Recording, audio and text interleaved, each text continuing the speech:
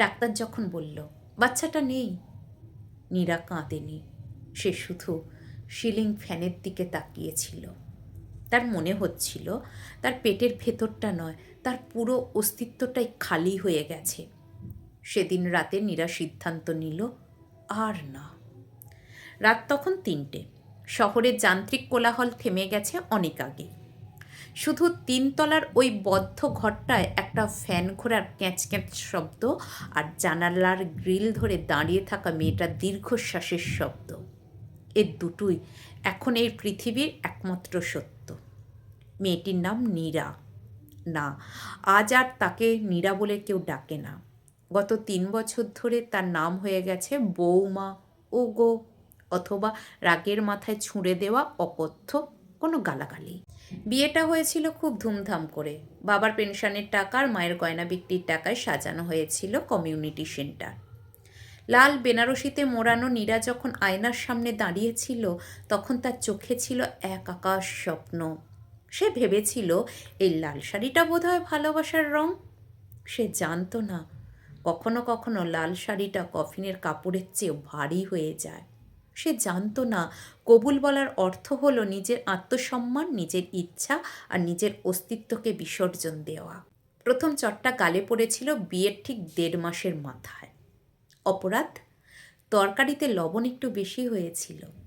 নীরা অবাক হয়ে তাকিয়েছিল মানুষটার দিকে। এই সেই মানুষ যে বিয়ের আগে বলেছিল, তোমায় আমি রানীর মতো রাখবো। রানীর মতো রাখা মানে যে গায়ের চামড়া তুলে নেওয়া, সেটা নীরা বুঝতে পারেনি। সেদিন রাতে নীরা কাঁদেনি। সে শুধু বাথরুমে গিয়ে আয়নায় নিজের গালের লাল দাগটার দিকে তাকিয়েছিল। মনে হচ্ছিল ওটা চরের দাগ নয়, ওটা তার বাবা মায়ের অপমানের দাগ। তারপর শুরু হলো মানিয়ে নেওয়ার পালা।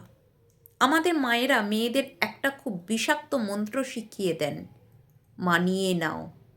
স্বামী মারলে মানিয়ে নাও, শাশুড়ি অপমান করলে মানিয়ে নাও, শ্বাস নিতে কষ্ট হলে সেটাও মানিয়ে নাও। নীরাও মানিয়ে নিচ্ছিল।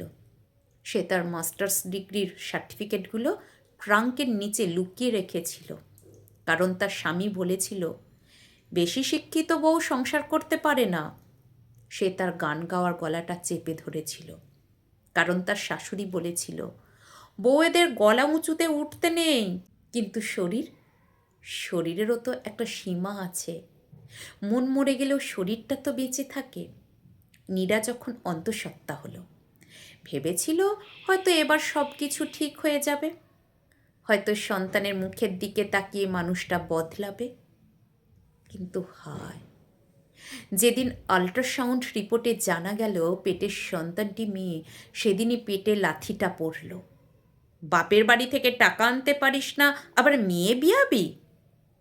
চিৎকারটা নীরা শুনতে পেয়েছিল জ্ঞান হারানোর ঠিক আগের মুহূর্তে। হাসপাতালের বেডে শুয়ে নীরা যখন চোখ খুলল, দেখল তার পাশে কেউ নেই। না স্বামী, না শ্বশুর বাড়ি। শুধু দূরে দাঁড়িয়ে তার বৃদ্ধ বাবা চোখের জল মুছছেন। নীরা সেদিন বুঝেছিল এই সমাজ তাকে শুধু বলি দিতে চায়। সে যদি মরে যেত সবাই বলতো, আহারে কি লক্ষ্মী বউ ছিল। কিন্তু সে বেঁচে আছে, এটাই এখন সবচেয়ে বড় সমস্যা। ডাক্তার যখন বলল বাচ্চাটা নেই, নীরা কাঁদেনি। সে শুধু সিলিং ফ্যানের দিকে তাকিয়েছিল। তার মনে হচ্ছিল তার পেটের ভেতরটা নয়, তার পুরো অস্তিত্বটাই খালি হয়ে গেছে। সেদিন রাতে নীরা সিদ্ধান্ত নিল আর না। এই সংসার নামক কসাইখানায় সে আর নিজেকে কাটতে দেবে না। বাবার চোখে তখন অসহায়ত্ব, কিন্তু নীরার চোখে আগুন। যে আগুন এতদিন ধরে তাকে পোড়াচ্ছিল, আজ সেই আগুন তাকে পথ দেখাচ্ছে। আজ নীরা একা থাকে, একটা ছোট চাকরি করে। সকালে বাসে যখন ওঠে, লোকে বাঁকা চোখে তাকায়, আত্মীয়রা আড়ালে ফিস ফিস করে, স্বামীর ঘর করতে পারল না, নিশ্চয়ই মেয়ের দোষ। নীরা সব শোনে, কিন্তু তার আর খারাপ লাগে না।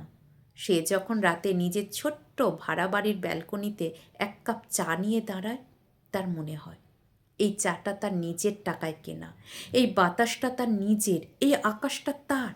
এখানে কোনো ভয় নেই, কোনো মারধরের আতঙ্ক নেই। সমাজ হয়তো তাকে ভাঙা মেয়ে বলে, সমাজ হয়তো ভাবে স্বামী ছাড়া নারীর জীবন অসম্পূর্ণ, কিন্তু সমাজ জানে না কিছু ভাঙা কাঁচের টুকরো জোড়া লাগানোর চেয়ে ফেলে দেওয়া ভালো, তাতে হাত কাটার ভয় থাকে না। নীরাদের গল্পগুলো পত্রিকায় আসে না, ভাইরাল হয় না, এরা শুধু পরিসংখ্যান হয়ে থাকে। কিন্তু আপনি যদি কান পাতেন, শুনবেন এই শহরের হাজারো জানালায় হাজারো নীরা দীর্ঘশ্বাস মিশে আছে। তারা চিৎকার করে বলছে না, তারা শুধু ফিসফিস করে বলছে, আমরা বাঁচতে চেয়েছিলাম, শুধু বউ হতে চাইনি। আপনাদের কাছে আমার একটা প্রশ্ন, একটি মেয়ের মরে গিয়ে ভালো বউ হওয়ার চেয়ে বেঁচে থেকে ডিভোর্সি হওয়াটা কি খুব বেশি অপরাধ? উত্তরটা দেওয়ার আগে নিজের মেয়ের মুখের দিকে একবার তাকাবেন।